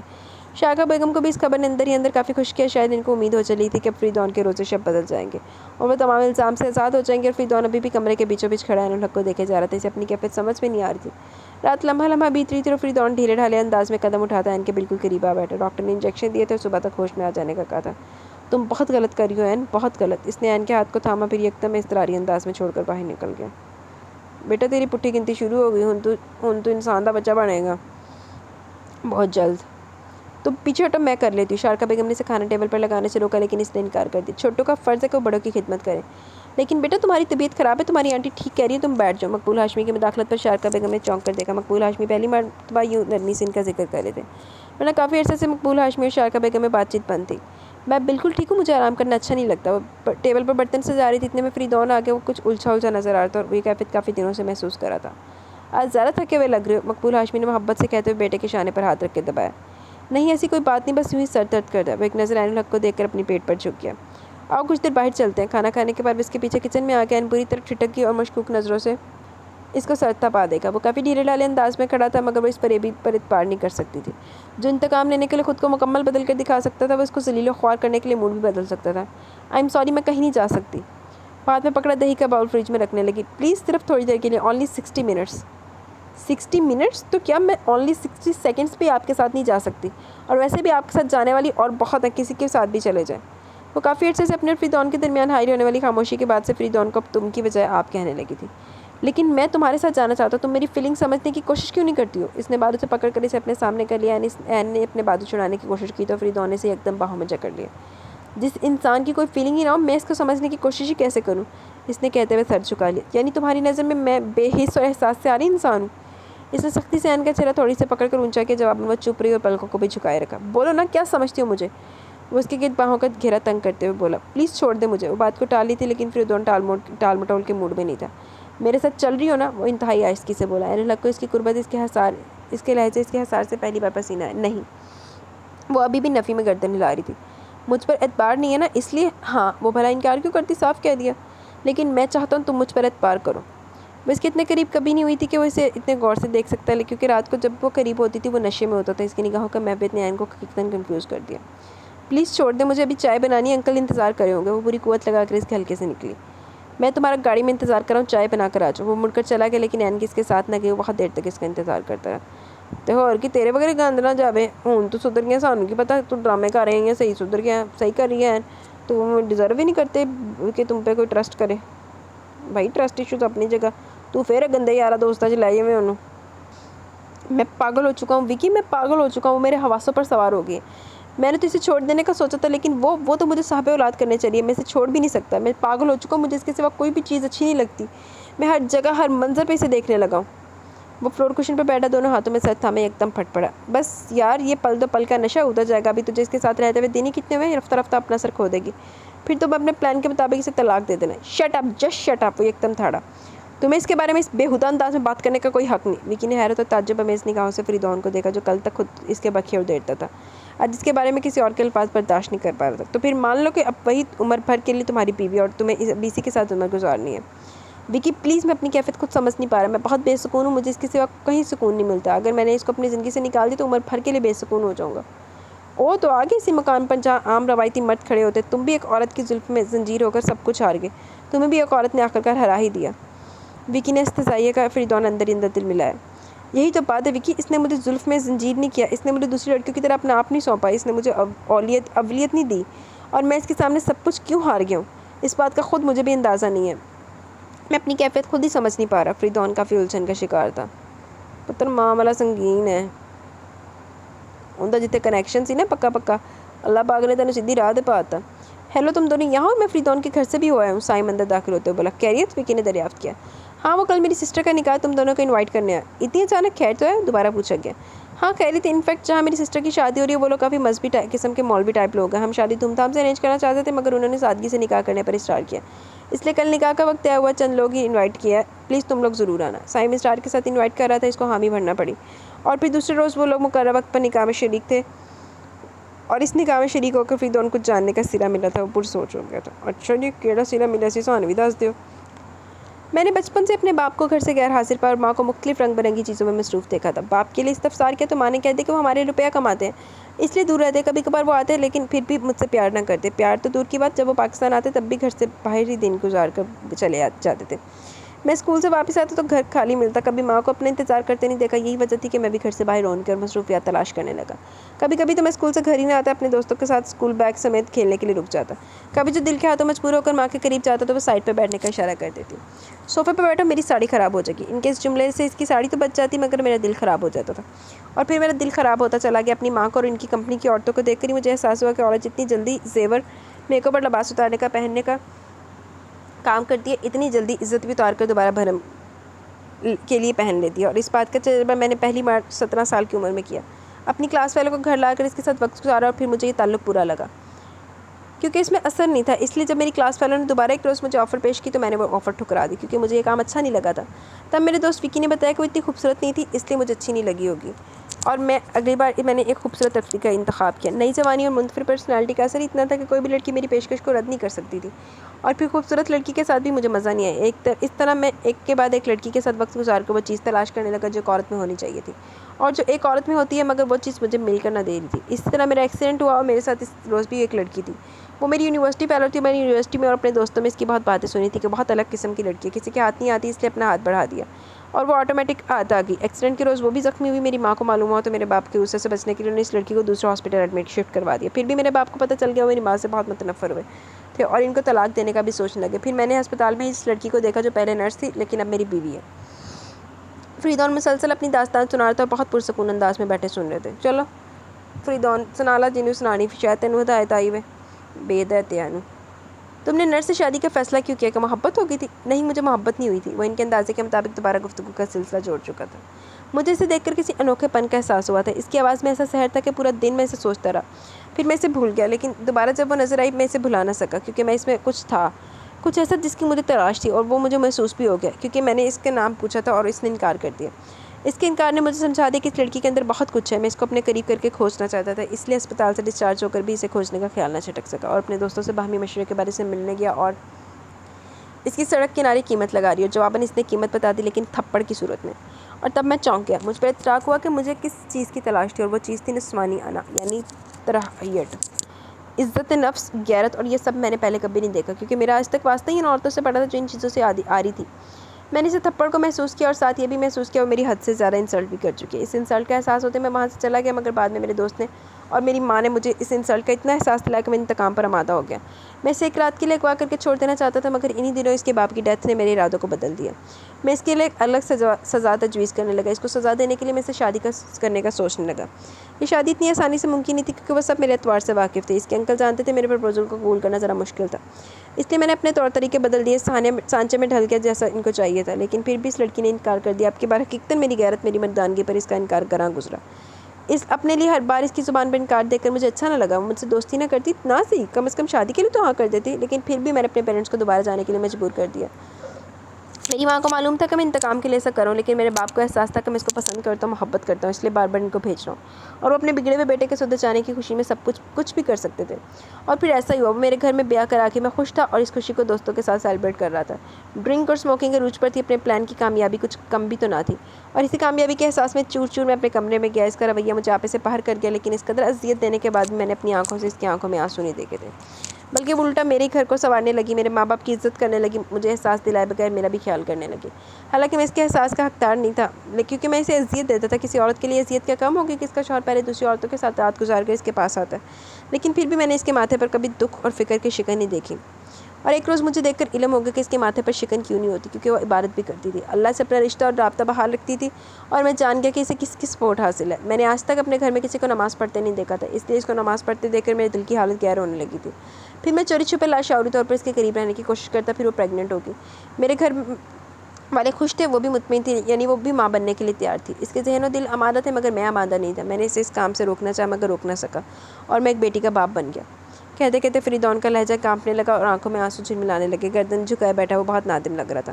جس روز میری بیٹی پیدا ہوئی، میں اس روز بھی ایک لڑکی کے ساتھ ایک ہوٹل کے کمرے میں تھا۔ اتفاقاً مجھے انکل جمال نے دیکھ لیا، اور وہ کچھ بھی کہے سنے بغیر میری بیٹی اور اپنی بیٹی کو ہسپتال سے سیدھا اپنے گھر لے گئے۔ میرا جانا تو کیا، میرے ماں باپ کا جانا بھی روک دیا۔ وہ کہتے ہیں ہم نے ان کو دھوکہ دیا تھا، لیکن میں ان کو کئی بار بتانے کی کوشش کر چکا کہ میں نے ان کو دھوکہ دینے کی کوشش کی تھی، دھوکہ دیا نہیں ہے، کیونکہ جس لڑکی کو پانے کے لیے میں نے اپنا آپ ایک سانچے میں ڈھال لیا، اس کو چھوڑ کر محسوس کر کے میں سچ مچ اس سانچے کا ہو کے رہ گیا ہوں۔ ہاں، میں نے اس عورتوں سے تعلق نہیں توڑا تھا، نہ جانے کیا بات ہے کہ میں ان عورتوں کے ساتھ وقت گزارتا ہوں تو ٹھیک رہتا ہوں، لیکن جب اپنی بیوی کے پاس ہوتا ہوں تو میرے اندر پیاس پڑنے لگتی ہے۔ میں ایک لڑکی کے ساتھ ایک بار ٹائم پاس کرتا ہوں، لیکن اپنی بیوی کے ساتھ ہر رات ہوتا ہوں، پھر بھی سیراب نہیں ہو پاتا۔ میں ان عورتوں کے پاس جاؤں تو رات گزرنے کا پتہ بھی نہیں چلتا، اور جب اپنی بیوی کے پاس آتا ہوں تو فوراً سو جاتا ہوں۔ رات بہت بڑی لگتی ہے، ایسا کیوں ہے؟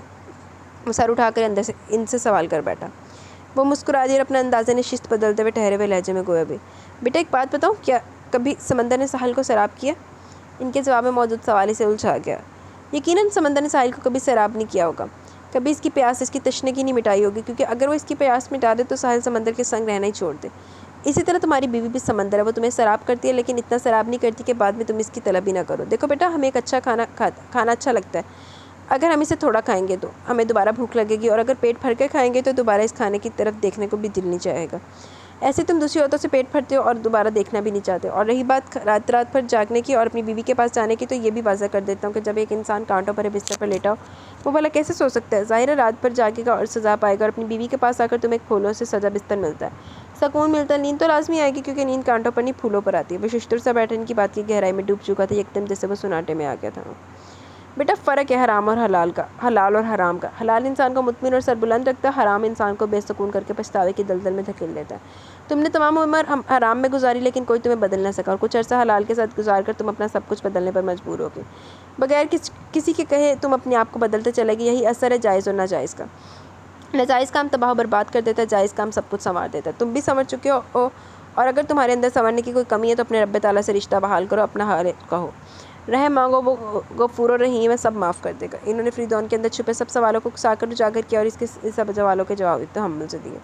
میں اپنی بیوی سے شرمندہ ہوں، میں اپنے آپ کو معافی کے قابل نہیں سمجھتا، میں نے اسے بہت اذیت دی ہے۔ تم نیکی کی راہ پر آ جاؤ، وہ ساری اذیت بھول جائے گی، اور نیک عورت کبھی بھی شوہر کے حوالے سے دل میں میل نہیں رکھتی۔ وہ ان کے بات کے اثر میں اور بھی نادم ہو رہا تھا، اور پھر بہت دیر بعد ان سے اجازت لے کر نکل گیا۔ مقبول ہاشمی کو جب معلوم ہوا کہ عین الحق نے دوبارہ نرسنگ جاب جوائن کر لیا، وہ غصے میں تل ملاتے ہوئے فریدون کے کمرے میں، مگر قدم باہر ہی تھم گئے۔ وہ سامنے جائے نماز بچھا کر نماز ادا کر رہا تھا، انہیں اپنی آنکھوں پر یقین نہیں آ رہا تھا، فریدون اور نماز کی حالت میں۔ اس کو بہت دیر یوں ہی بت بنے گزر گئی۔ فریدون نے دعا مانگنے کے بعد ان کے سامنے آ کھڑا ہوا۔ میں عین کو لینے جا رہا ہوں، آپ چلیں گے؟ اس کی آواز پر وہ چونکے، ان کا غصہ نہ جانے کہاں جا سوئے، وہ کچھ بھی نہ کہہ سکے۔ نہیں، تم جاؤ، وہ آہستگی سے بولے۔ مما کہاں ہیں؟ وہ باہر نکلتے ہوئے بولا۔ تم دن میں کہاں تھے؟ میں پروفیسر محمد علی کے گھر پر تھا، فریدون اطمینان سے جواب دیتا ان کے ساتھ سیڑھیاں اتر رہا تھا۔ प्रोफेसर मोहम्मद अली प्रोफेसर होने के साथ साथ मस्जिद के इमाम भी थे। इन्होंने साइम की बहन के निकाह का खुतबा पढ़ा था और फरीदौन इनकी बातों के ज़ेर असर बहुत दिन सोच में गुमरा और फिर इनसे मिलने के और इनसे मिलकर अपने जहन में उभरते सवालात के इत्मीनान बख्श रोशन जवाब पाकर मुतमिन हो चुका था। सारी कुतियाँ सुलझ गई थी, सब इसरार खुल चुके थे। कहाँ जा रहे हो? शारका बेगम लाजमा के साथ खाना बनवाकर किचन से निकली थी जब फरीदौन को कॉरिडोर की तरफ बढ़ते देखा। एन को लेने जा रहा हूँ। सच में भी चंद रोज़ से यही कहने वाली थी कि इसके बगैर घर बिल्कुल सूना हो गया। अपनी पोती को देखने के लिए तो मेरा दिल मचल रहा है। शारका बेगम के अंदर की रवायती मशरक़ी की औरत और इसके जज्बात जाग उठे थे। वो सारे लाकर बाहर निकल कर रास्ते भर वो खुद को ऐनुल हक के सामने जाने के लिए तैयार करता रहा। अपने आप को मजबूत और मुस्तहकम ज़ाहिर करने की कोशिश करने लगा। फरीदौन आओ ना, रुक क्यों गए? आयला रुखसाना आंटी से पहले सामना हुआ। अस्सलाम वालेकुम। इसके सलाम का जवाब देकर रुखसाना आंटी वहाँ से उठकर चली गई। फरीदौन इनकी नाराज़गी का मतलब अच्छी तरह समझता था। बैठो, खड़े क्यों? आयला बहुत अपनाइयत से पेश आई थी। वो आहिस्ती से बैठ के आयला ने सरता पाइस देखा। अंकल कहाँ है? वो अस्पताल में। आयला ने मुख्तसर जवाब दिया। एन कहाँ है? वो तो ऊपर बेडरूम में है। आयला तो पहले सब तो बड़े लाहौती लानत, मैं इससे मिलना चाहता हूँ। मुश्किल कह सका। तुम इससे नहीं मिल सकते, ये मेरा फैसला। जमाल शाह का, समझे तुम? अचानक ड्राइंग रूम में जमाल शाह की आवाज़ गूंजी और वो एकदम खड़ा हो गया। अस्सलाम वालेकुम। वो गुस्से में इसके सलाम को भी नज़रअंदाज कर गए। तुम्हें यहाँ कदम रखने की भी जुर्रत कैसे हुई? ये मेरा घर है, तुम्हारा कोई होटल या क्लब नहीं जहाँ तुम जब चाहे चले आओ। जमाल शाह इस वक्त हकीकतन एक बेटी के बाप की तरह गुस्से से बफरे हुए थे। मैं शर्मिंदा हूँ अंकल, मैं आप सबका मुजरिम हूँ। मुझे प्लीज़ एक बार माफ़ कर दे। मैं इनको कभी कोई तकलीफ़ नहीं होने दूँगा, ये मेरा वादा है। मैं इनके सामने दोनों हाथ जोड़कर खड़ा हो गया। रुखसाना आंटी ताज्जुब और बेयकीनी से देखने लगी। आयला को भी हैरानी हो रही थी। आयला ने अपने घर का कोई काम नहीं, वैसे तेरी सस बड़ी दरी चंडाल औरत सी ते एनू हर टाइम इत्थे पई रहन देंदी है। एक नया फरेब, एक नया धोखा देना चाहते हो? नहीं अंकल, मैं अपने दामन से सब कांटे छटक कर आया हूँ। अब एन के साथ चलते हुए कभी भी मेरे कदम नहीं डगमगाएंगे। मैं साबित कदम रहूँगा, आप मेरा यकीन करें प्लीज़। मुझे तुम जैसे लोफर पर कोई यकीन नहीं है। अब मैं तुमसे अदालत में मिलूँगा और हाँ, तुम जा सकते हो यहाँ से। जमाल शाह ने इसके बंधे हाथों को भी काबिल रहम न जाना। फरीदौन इल्तिजा करके हार गया, लेकिन जमाल शाह मानने को तैयार न थे। वो थक हार के पलट गया। ठहरो फरीदौन। रुखसाना आंटी की आवाज़ पर इसके कदम थमे, लेकिन आयला और जमाल शाह चौंक गए। एन ऊपर है, तुम जाने से पहले से मिल लो। इन्होंने इशारा किया। फरीदौन के मुरझाए उतरे चेहरे पर चमक दौड़ गई। ज़िंदगी की नवीद मिल गई थी। इसने आंटी को मशकूर नज़रों से देखा। ये तो प्लीज़ कुछ देर के लिए अपने गुस्से को कंट्रोल पर रख करके देखें, बहुत कुछ सुलझा हुआ नज़र आ जाएगा। और हाँ, ये भी सोच लें कि आपकी बेटी क्या चाहती है। रुखसाना आंटी ने इनको मज़ीद कुछ कहने से रोक दिया और फरीदौन फ़ौरन सीढ़ियाँ फलांग कर इस कमरे तक आया जिसकी निशानदेही आयला ने की थी। दस्तक देने से कबल इसके हाथ काम गए। कौन? नोमी, अंदर आ जाओ, ये उठ गई है। एन की कुछ मसरूफ़ सी आवाज़ उभरी। दरवाज़ा खोलकर वो अंदर आ गया। चंद सेकंड खामोशी की नज़र हुए तो एन ने मुड़कर देखा कि आने वाला आया क्यों नहीं, बल्कि नोमी की वजह से देखकर वो अपनी जगह जम के रह गए। फरीदौन इसे देख रहा था। इसके हाथों में गुलाबी, सफ़ेद और चंद और रंगों की छोटी छोटी फ़राकें थी। खुद वो ऑफ वाइट सूट में मलबूस गले में दुपट्टा डाले खड़ी थी। बालों की रेशमी लटें चेहरे पर बिखर कर इसकी मसरूफ़ियत का ऐलान कर रही थी और फरीदौन को पहले से भी ज़्यादा दिलकश और खूबसूरत लग रही थी। माँ बनने के दौर से गुजर कर वो और ज़्यादा निखर गई थी। ज़्यादा देर वो इसे निगाह भी नहीं भर सका, तभी आंखें झुकाकर करीब आ गया। सलाम किया। वो इसके सलाम का जवाब देकर ज़रा रुक फिर गई। मैं तुम्हें लेने आया हूँ।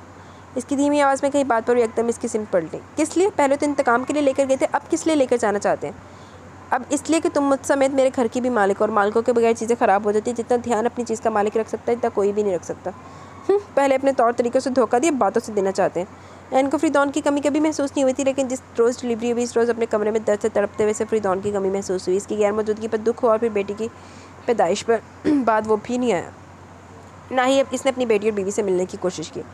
मुझे माफ़ कर दो अनुलक, मैं बहुत शर्मिंदा हूँ। वो इसके कंधों में बैठ चुका था और एन चकरा गई। ये आप क्या, प्लीज़ ऐसा मत करें। वो घबरा कर लड़खड़ाते लफ्ज़ों से बोली। नहीं अनुलक, मैं तुम्हारे दिल को बहुत दुखा चुका हूँ, बहुत अजियत दी है मैंने, बहुत ज़ख्म लगाए तुम्हें। मैं तुम्हारी किसी अजियत का मदावा नहीं कर सकता। मैं बहुत बुरा हूँ, बहुत घटिया हूँ, तुम्हारे काबिल हूँ, लेकिन फिर भी तुम मुझे मिल गई। मैंने तुम्हारी कदर नहीं की, तुम्हें पहचान नहीं सका। प्लीज़ मेरी खताएं माफ़ कर दो। वो इसके पाँव पकड़े माफ़ी का तलबगार था। अनुलक की टांगें लरसने लगी। शौहर को अपने पाँव पकड़े देखकर आसान खता औरत दिमाग घूम चुका था। इसने फरीदौन के कंधे पर अपना ठंडा या हाथ रखा था कि फरीदौन एकदम रो पड़ा। मैं तुमसे बहुत मोहब्बत करता हूँ अनुलक, मैं तुम्हें कभी छोड़ नहीं सकता। मेरा यकीन करो, मैंने सब कुछ छोड़ दिया। वो अपने हाथ को चूमते और वालिहाना अंदाज में रोते हुए फरीदौन को फटी फटी आंखों से देख रही थी। मेरा कमरा, मेरा घर, मेरा दिल, सब तुम्हारे इंतज़ार में। प्लीज़ कभी इन तीनों को खाली मत करना। प्लीज़ अनुलक, मैंने बहुत अजाब सा है। एन का हाथ इसके आंसू से भीगा हुआ था। ये पानी पी लें। वो इसके सामने सट कर इसे पानी का गिलास थमा रही थी और पानी के चंद घूंट पीने के बाद वो फिर इसी तरह इसके सामने दोजाना बैठा था। मुझे माफ़ कर दो अनुलक। वो रोते हुए हाथ जोड़ चुका था। अनुलक ने रोते हुए फरीदौन के हाथ को देखा और एहसास हुआ हकीकतन सबको दूर थे, सब गिलास से धोकर आया और उजला शफाफ और पाकीज़ा दिल लेकर आया। और ऐसे दिल में रहने से अनुलक को कोई इनकार, कोई एतराज़ नहीं था। इसने हाल के अच्छे इंसान के बुरे माजी को नज़रअंदाज करके अपनी माफ़ी, मोहब्बत और वफ़ा का हकदार ठहरा दिया। एक औरत, एक मुसलमान और मशरक़ी औरत की तरह वो भी अपने शौहर से इतनी बदसलूकी से पेश नहीं आ सकती थी और ना इतनी आसानी से नाता तोड़ सकती थी। और तोड़ती भी क्यों आखिर? وہ نادم تھا، پشیمان ہو رہا تھا، سب کچھ چھوڑ کر اسے ترجیح دے رہا تھا، سب سے بڑی بات کہ اپنی محبت کا اعتراف کر رہا تھا، اظہار کر رہا تھا۔ میرے بابا کہتے تھے رونا نہیں چاہیے بلکہ دعا کرنی چاہیے، کیونکہ دعا سے دل مضبوط ہوتا ہے اور آنسوں سے کمزور پڑ جاتا ہے، آنسوں سامنے والے کو بھی کمزور کر دیتے ہیں۔ اس نے اپنے دوپٹے کے پلو سے اس کے آنسو پہنچتے فریدون نے چہرہ جھکا لیا۔ تم بہت عظیم ہو انل حق۔ میں عظیم نہیں ہوں، میرے بابا عظیم تھے، وہ ایک دم شگفتہ لہجے میں بولی، ہونٹوں پر مسکراہٹ بکھر چکی تھی۔ اس نے اس مسکراہٹ کو دل و نظر کی گہرائیوں میں جذب کر لیا۔ ہاں وہی عظیم تھے جنہوں نے تمہاری اتنی اچھی تربیت کی، اس نے کہتے ہوئے انل حق کو ہاتھ میں لے لیا۔ I love you so much Ann, I love you so much. وہ اسے بھینچ چکا تھا، تبھی رونے کی آواز پر وہ دونوں چونکے۔ یہ میری بیٹی کی آواز ہے نا؟ اشتیاق فریدون کے انگ انگ میں سما گیا۔ جی نہیں، یہ ہماری بیٹی کی آواز ہے۔ این چڑھ گئی، وہ ہنستا ہوا آواز کے طاقوں میں کوٹ تک گیا اور پھر خوشی سے چلانے لگا، یہ تو مجھ جیسی ہے، سیم میری کاپی ہے۔ وہ آنکھیں چپک چپک کر اپنی ننھی منی شہزادی کو دیکھ رہا تھا، اور جب چومنے پہ آیا تو اس نے بچی کو بوکھلا کے رکھ دیا۔ پاگل ہو گئے؟ این نے روکنا چاہا، وہ 2 ماہ کی بچی گھبرا گئی تھی، اتنا شدید پیار پہلی بار جو ملا تھا۔ تمہیں کیا پتہ یہ میرے لیے کیا ہے؟ اس کے وہ گالوں کو چوم رہا تھا۔ یہ تمہارے لیے وہی ہے جو این الحق ہمارے لیے۔ رخسانہ آنٹی کی آواز پر فریدون پلٹا۔ آنٹی میں آپ کا بہت بہت احسان مند ہوں، تھینک یو سو مچ، ورنہ آج یقیناً میں کچھ کر گزرتا۔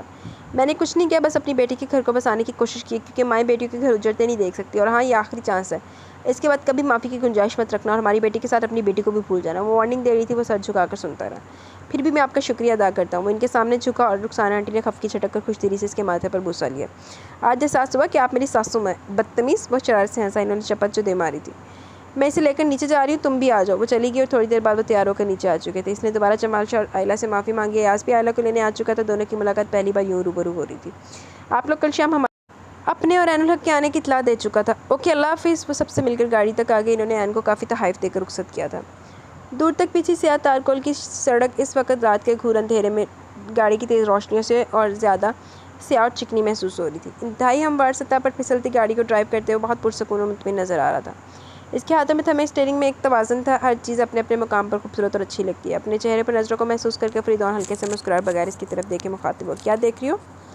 آپ شلوار سوٹ میں بہت اچھے لگ رہے ہیں۔ یہ تو گھر جا کر بیڈ روم میں فیصلہ ہوگا کہ میں کتنا اچھا لگ رہا ہوں۔ اس کی زبانی بات پر بلش ہو گئی۔ اس نے شرم سے سرخ پڑتے چہرہ جھکا لیا۔ وہ اس کے چہرے پر شرم کی سرخی بکھرتے دیکھ فریدون کو ان عورتوں پر حیرت اور افسوس ہوا جو غیر اور نامحرم مردوں کے سامنے بھی ہر شرم و حیا کو پار کر جاتی ہیں۔ جائز رشتہ تو دور کی بات، وہ ناجائز رشتے میں بھی کھلم کھلا پیش آتی تھی۔ تبھی وہ سب کچھ کر لینے کے بعد بھی فریدون جیسے اور بھی ہزاروں مردوں کے دلوں میں اترنے میں ناکام تھی، کیونکہ پاکیزہ مقام پاکیزہ ہستی پا سکتی ہے، جیسے این الحق اس کے بائیں پہلو میں جچ رہی تھی، اور اسے دیکھ دیکھ کر وہ سرشار ہو رہا تھا، اللہ کا شکر ادا کر رہا تھا جس نے اسے صراط مستقیم کا راستہ دکھایا۔ کیا سوچ رہے ہیں؟ اب وہ مخاطب ہوئی۔ یہی کہ اپنی بیٹی کو کون سے اسکول میں اور کالج میں بھیجنا ہے۔ اس کے جواب پر دونوں ایک دم بیک وقت ہنس پڑے۔ اس نے چھپ کر این کی گود میں سوئی بچی کو پیار کی اور سپیڈ بڑھا دی، کیونکہ گھر میں ان کا انتظار کیا جا رہا تھا۔ مقبول ہاشمی اور شارکہ بیگم فون بھی کر چکے تھے۔ این نے اس کے کندھے پر سر ٹکا دیا، اس نے مسکراتے ہوئے ڈرائیونگ سنبھالی، کیونکہ موبائل کی بیل دوبارہ بج اٹھی تھی۔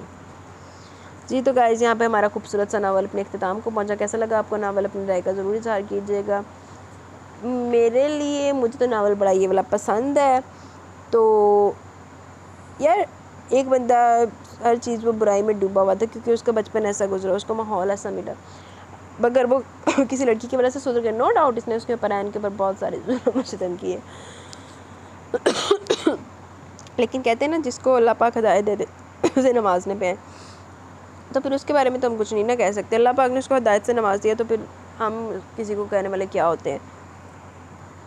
ریزن جو بھی رہی ہو، لیکن اس کو ہدایت آ گئی۔ اور پھر سب سے جو اچھی بات مجھے اس ناول کی لگی نا، کہ اینڈ تے ہیرو نے نا کوئی بغیرتی مارن دے بجائے تے آسان چاڑن دی بجائے نا اس کے قدموں میں بیٹھ کے معافی مانگی اس سے۔ یہ چیز مجھے بڑی اچھی لگی کہ چلو یار اس کو اپنی غلطی کا احساس تھا، اس نے ایٹ لیسٹ معافی تو مانگی ہے نا۔ اور بغیرتا جڑے پیچھے آپ ہیرو پڑے ہو نا، مگر کہ چلو جی جو مرضی غلطی کر لیتی میں تے بھائی غلطی معافی مانگتے وقت میری انا ہرٹ ہوتی ہے، لاکھ لعنت ادھا دی انا تے ایگو تے۔ جی تو آپ بھی بتائیے گا آپ کو یہ ناول کیسا لگا۔ ہم انشاءاللہ کل ملیں گے نیو ناول کے ساتھ۔ اور بات یہ ہے کہ میں نے نا یہ 3-4 منٹ کی ریکارڈنگ اوپر ہو گئی ہے، اس لیے دوبارہ اس کو کمپائل کرنا پڑے گا۔ کمپائل کر کے جب یہ پوری ہوتی ہے تو پھر آپ کو بھیجتی ہوں، ٹھیک ہے؟ مجھے بھی اجازت دیں، انشاءاللہ چلتی، مجھے نیند آ گئی بڑی زبردست قسم کی۔ تو یار ویڈیو لائک بھی کر دیا کرو، شیئر بھی کر دیا کرو، ساتھ میں چینل بھی سبسکرائب کر دیا کرو۔ دعا میں ہی دیا گی تو نہیں تو میں اکھ ساڑھ جاتی ہوں، تو پھر مجھ سے ریکارڈنگ بھی کرنے کو دل نہیں کرتا۔ مجھے بڑی نیند آ رہی ظالم قسم کی، تو مجھے اجازت دیں، انشاءاللہ کل ملتے ہیں نیو ناول کے ساتھ۔ اللہ حافظ۔ ایک منٹ اللہ حافظ میں کر گئی سی، ایک چیز تو رہ گئی، میں تے ناول کا نیم رائٹر نے بھی تے ریویل ہی نہیں کیتا۔ دور بیٹے مریج جی تو جو ناول ہے وہ ہے راحت دل ہے تو، ریٹن بائی نبیلہ عزیز. نبیلہ عزیز کا یہ ناول ہے، اور ناول کیسا ہے یہ آپ کو پتہ لگ گیا ہے پوری کہانی سن کے، سارا کچھ سن کے. بھی دیکھ لو، میرے قسم میں بڑی نیند آئی، میں جا رہی. اللہ حافظ، good night, bye, take care.